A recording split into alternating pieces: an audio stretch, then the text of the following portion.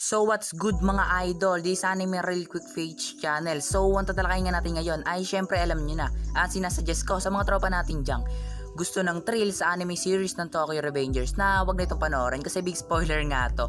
Pero gusto mo pa rin panoorin ay simulan na natin agad, let's go!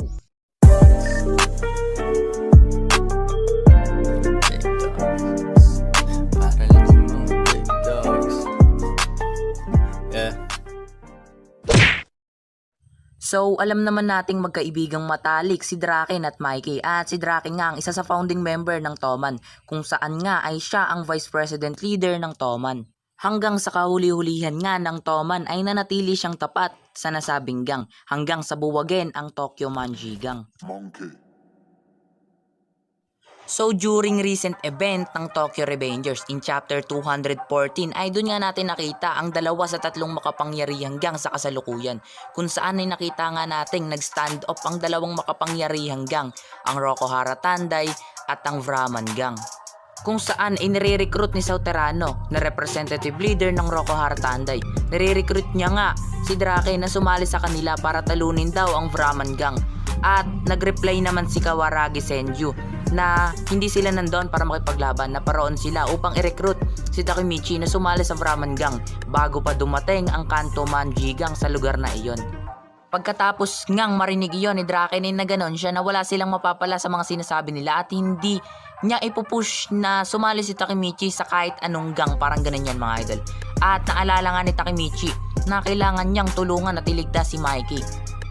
Kaya dun nga din ay in-announce niya na hindi siya interesadong sumali sa Vraman Gang o kahit sa Rokohara Tandai pa.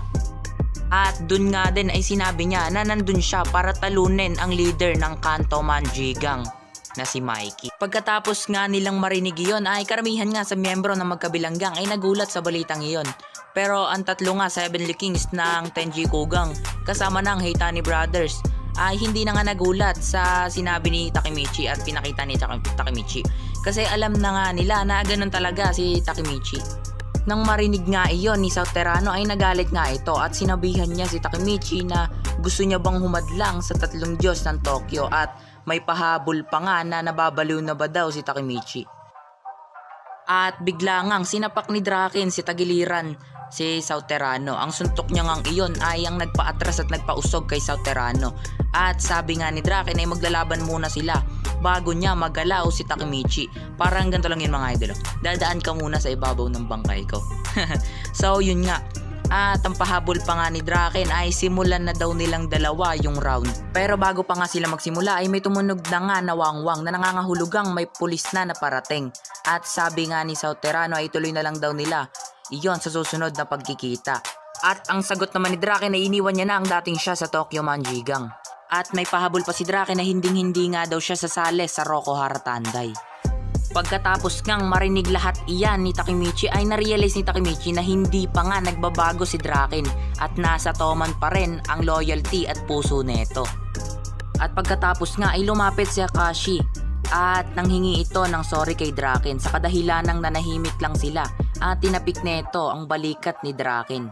At doon nga din ay naramdaman ni Takemichi at na-confuse si Takemichi kasi parang meron silang dalawang connection na para bang magkakilala na sila. So mapunta tayo sa Sandako. Dito nga naging interesado ang boss ng Vraman na si Kawaragi Senju kay Takemichi. At napasabi pa nga siyang, "So that's Hanagake? What the fuck?" At yun nga, umalis na nga ang dalawang gang at dun nga din ay umalis na din sila Draken.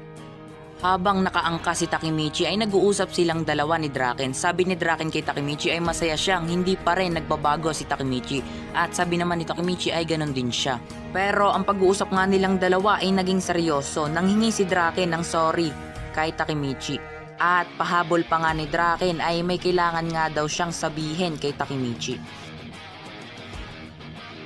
At dun nga in-reveal ni Draken na miyembro na siya ng Vraman Gang. At nagulat nga si Takemichi sa narinig niya. Kasi kakarinig niya nga lang kay Draken na retired na ang lahat maski siya sa gang life. Pero mga idol, sure akong may dahilan kung bakit siya sumali sa Vraman Gang. Kayo mga idol, i-comment nyo yung opinion nyo sa comment section kung bakit si Draken sumali sa Vraman Gang. Comment your opinion mga idol, babasahin ko yan. So let's proceed to next chapter, ang chapter 215.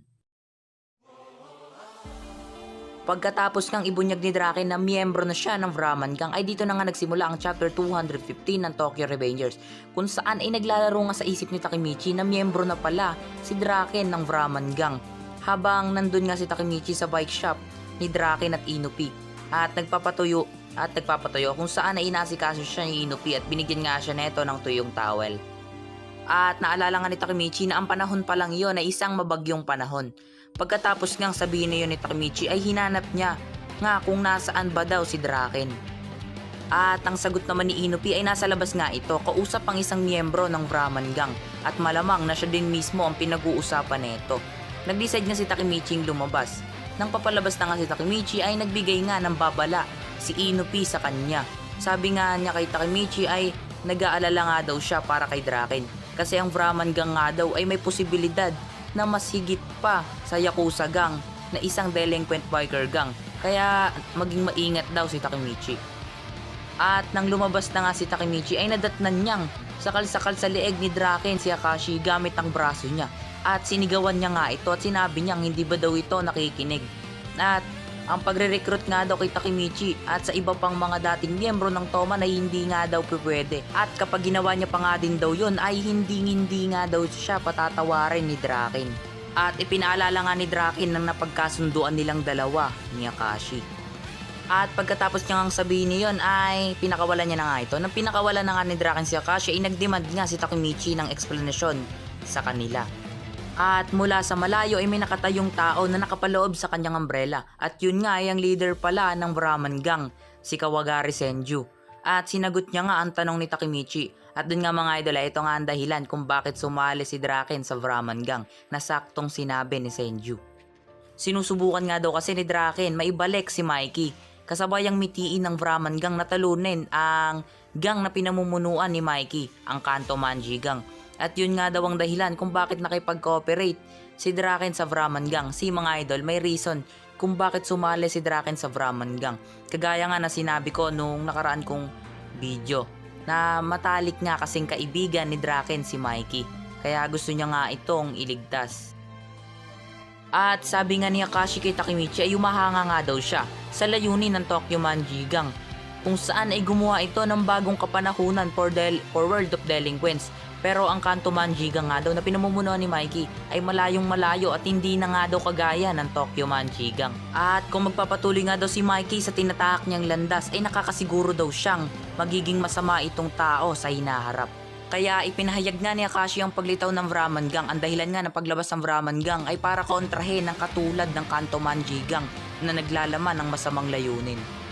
At nag-comment nga si Kawaragi Senju na humanga nga daw siya kay Takemichi nung pinakita at sinabi ni Takemichi na gusto niya ngang talunin si Mikey.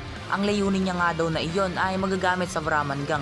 At sinabi nga ni Kawaragi Senju kay Takemichi na welcome siyang sumali sa Brahman Gang anytime, anywhere.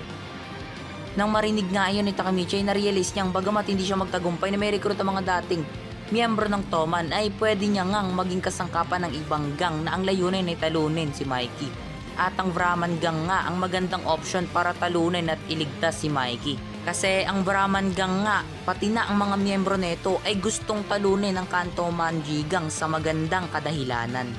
Pagkatapos nga nilang marinig ang offer ni Kawaragi Senju kay Takemichi, ay nagalit nga si Draken at sabi nga ni Draken ay kung susubukan pa rin nilang hikayatin si Takemichi na sumali sa Brahman Gang ay ituturing niya na nga daw nakalaban ang Brahman Gang. At nang marinig nga iyon ni Kawaragi Senju ay tinanong niya si Draken kung gusto niya ba daw makipaglaban. Puta na pa nindig balayboy na. At parang ang huminto ang oras si Takemichi kung saan ay na-remind kay Takemichi na kung wala nga siyang gagawing desisyon doon ay wala ngang mababago o magbabago sa hinaharap. At pagkatapos niya ngang maisip ang lahat ay nagdesisyon na nga siyang sumali sa Brahman Gang na ikinabigla at ikinagulat naman ni Draken. Bago umalis si Senju at Takashi ay pinaalala nga ni Akashi kay Draken na ang goal nga daw ng Brahman Gang ay talunin ang Kanto Manji Gang na pinamumunuan ni Mikey. At ayaw niya nga dumating sa puntong labanan si Mikey, kaya yun nga din pala ang dahilan kung bakit nire-recruit niya ang mga dating miyembro ng Toman na mga kaibigan ni Mikey. At nang mapansin nga ni Kawaragi Senju na wala na ngang ulan ay tinupi niya na nga ang kanyang umbrella o slash payong at bumuntong hininga si Draken at ipinaliwanag niya nga kay Takemichi ang dahilan at ang common purpose goal ng Brahman Gang. At yun nga din ang dahilan kung bakit nakipag-ugnayan sila sa Brahman Gang. Then pagkatapos nga nun ay nakipag-handshake si Draken kay Takemichi at winelcome niya ito sa pagsali sa Brahman Gang. At pagkatapos ka ng lahat na iyon ay ipinaalala nga ulit ni Draken kay Takemichi ang nag-iisang dahilan ng pakikipag-ugnayan nilang dalawa sa Brahman Gang, ang maibalik si Mikey. At nagbitaw nga ng pangako si Takemichi na ililigtas at sasagipin niya si Mikey mula sa tinatahak netong maling landas at nag-agree naman dito si Draken. At dito nga din ay inabot ni Kawaragi Senju kay Takemichi ang umbrella niya. At sinabi niya nga kay Takemichi na simula ngayon ay gopher niya na si Takemichi. At sabi ni Kawaragi Senju kay Takemichi ay magkita nga daw sila sa Harajuku ng 3 PM tomorrow. At sinabi nga ni Akashi kay Takemichi na maganda siya kasi interesado nga sa kanya si Kawaragi. Kinabukasan nga ay direktang dumating si Takemichi sa Harajuku para kitain nga si Kawaragi Senju. At sa pagdating niya nga doon ay may boses siyang narinig na nag-apologize sa kanya, nanghingi na sorry sa paghihintay. At sa paglingon niya nga sa kinaroroonan ng boses na iyon ay may nakita siya isang babae na kung hindi nga ako nagkakamali mga lodi ay si Kawaragi Senju nga iyon. Pero mga lodi dito nga tayo binitin kasi to be continue na nga at hindi nga natin na-confirm kung si Kawaragi Senju ba talaga yon. Kasi yung pagbumukad nga din dito ni Takemichi ay nagtataka siya kung sino ba talaga yung kaharap niya, kung sino yung kaharap niya. Kaya so, abangan na lang po natin yan. Nare-review ko na lang po yan sa 216. Kaya abangan na lang po natin yan.